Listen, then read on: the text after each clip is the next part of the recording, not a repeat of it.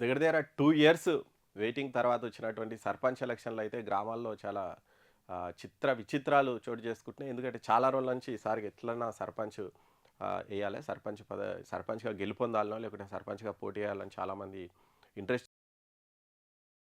Ward member అయినా గెలవాలి, ఉప సర్పంచ్ దక్కించుకోవాలని ఇక రకరకాల ప్రయత్నాలు, ఎవరి ప్రయత్నాలు వాళ్ళు, అంటే ఊరి పెద్ద అనిపించుకోనికే చాలామంది అయితే ట్రై చేస్తారు. ఈ నేపథ్యంలో మరి మొదటి విడత నామినేషన్లు అయిపోయినాయి, రెండో విడత నామినేషన్లు స్టార్ట్ అయినటువంటి నేపథ్యంలో ఇక్కడ విచిత్రాలు కనిపిస్తున్నాయంట ఈ సర్పంచ్ ఎలక్షన్లలో. ఇక్కడ చూడొచ్చు, ఇక్కడ ఒక ఆయన లవర్ను పెళ్లి చేసుకొని మరి నామినేషన్ వేయించిందంట. అది చాలా వైరల్ అయినటువంటి నేపథ్యం ఇక్కడ చూడొచ్చు. సంగారెడ్డిలో ప్రేమించిన యువతితో ఆయన ఎన్నికల్లో నామినేషన్ వేయించి ఇమీడియట్గా పెళ్లి కూడా చేసుకున్నట. ఇక్కడ చూడొచ్చు, సంగారెడ్డి మండలం తాళ్ళపల్లిలో చంద్రశేఖర్ గౌడ్ సర్పంచ్ ఎన్నికల్లో ఎట్లయినా పోటీ చేయాలని ఆయన చాలా ట్రై చేసినట. కాకపోతే అనూహ్యంగా మరి ఆ గ్రామ సర్పంచ్ ఎస్సీ మహిళకు రిజర్వ్ కావడంతో మరి ఆల్రెడీ ఆయన ఎస్సీ మహిళను ఆయన లవ్ చేస్తున్నాడట. ఇక ఇమీడియట్గా ఆమెతో నామినేషన్ ఇచ్చినట్ట. ఈమెతోటి దీంతో ఇమీడియట్గా ఆమెను ప్రేమించినటువంటి శ్రీజతోటి నామినేషన్ వేసిందట. మరి నామినేషన్ వేసి ఇమీడియట్గా పెళ్లి కూడా చేసుకున్నట. మరి పెళ్లి చేసుకొని ఈ జంటకు మరి స్థానిక ఎమ్మెల్యే చింతా ప్రభాకర్ కూడా మద్దతుగా నిలిచిందట. మరి వారిని పెళ్లి చేసుకొని ఇమీడియట్గా పోలీసుల దగ్గరికి వచ్చి మాకు పెద్దలతోని మా ఇంట్లోతోని ప్రమాదం ఉంది, కొంచెం హెల్ప్ చేయండి అని కూడా చేసిరట. ఇది చాలా వైరల్ అయింది. అంటే ఎలక్షన్ల కోసమే పెళ్లి చేసుకొని మరి ఆయన నామినేషన్ అయితే వేయించినట. సరే నాకంటే వీలు కాలేదు, ఖచ్చితంగా భార్యకైనా ఛాన్స్ ఉండాలని ఆయన ఎట్లానే ఈసారి సర్పంచ్ పదవి తన నుంచి మిస్ కావద్దన్నటువంటి కోరికతోటి ఆయన ఇంత పని అయితే చేసినట. మరి ఇష్టపూర్వకంగా పెళ్ళి చేసుకున్నాము మేము. తాళ్ళపల్లి గ్రామ పంచాయతీని ఏకగ్రీవం చేయడానికే వీళ్ళు ట్రై చేసిరట. కాకుంటే ఈయన నామినేషన్ వేయడంతో ఆ ఏకగ్రీవానికి కూడా బ్రేక్ పడ్డదట. ఈసారి ఎట్టి పరిస్థితిలో గెలవాల్సినటువంటి పరిస్థితి, అంటే ఎట్లానే ఈసారి గెలవాలని ఆయన తీవ్రంగా ట్రై చేస్తున్నట. ఇక్కడ ఇంకోటి చూడవచ్చు, ఎవరు మా ఇంటికి రాకండి, మా ఇంట్లో ఓట్లు అమ్ముడు పోవు అని ఇక్కడ ఒక ఆయన ఫ్లెక్సీ కట్టినట.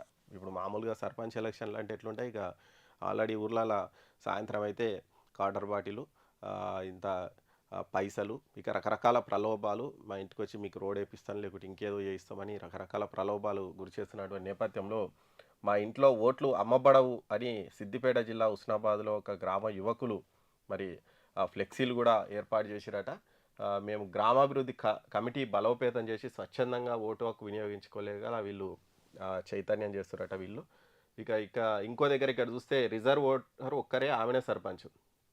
ఇక నల్గొండ జిల్లా మాడుగులపల్లి మండలంలో ఇక గజలాపురం అనేటువంటి ఊర్లో ఈ సర్పంచ్ పదవి ఎస్టీ మహిళకు రిజర్వ్ అయిందట. అక్కడ ఒక్కరే ఉన్నారంట ఎస్టీ మహిళ. ఇక దాంతో ఆమెనే నామినేషన్, ఆమెనే ఏకగ్రీవం అయిపోయారు. ఇక్కడ ఆమెనే సర్పంచ్ అయిందట. ఇంకో దగ్గర ఇక్కడ చూస్తే జైలు నుంచి ఇంకొక ఆయన సర్పంచ్ పదవికి నామినేషన్ వేసిందట. వేములవాడ మండలం మారుపాక గ్రామానికి చెందినటువంటి బూర బాబు సర్పంచ్ పదవికి నామినేషన్ వేసిందట. ఇటీవల ఒక కేసు విషయంలో ఆయన జైలుకి వెళ్ళిందట. ఎస్సీ రిజర్వేషన్ వచ్చిందట ఊరికి. దాంతో ఆయన డైరెక్ట్గా జైలు నుంచే నామినేషన్ వేసిందట.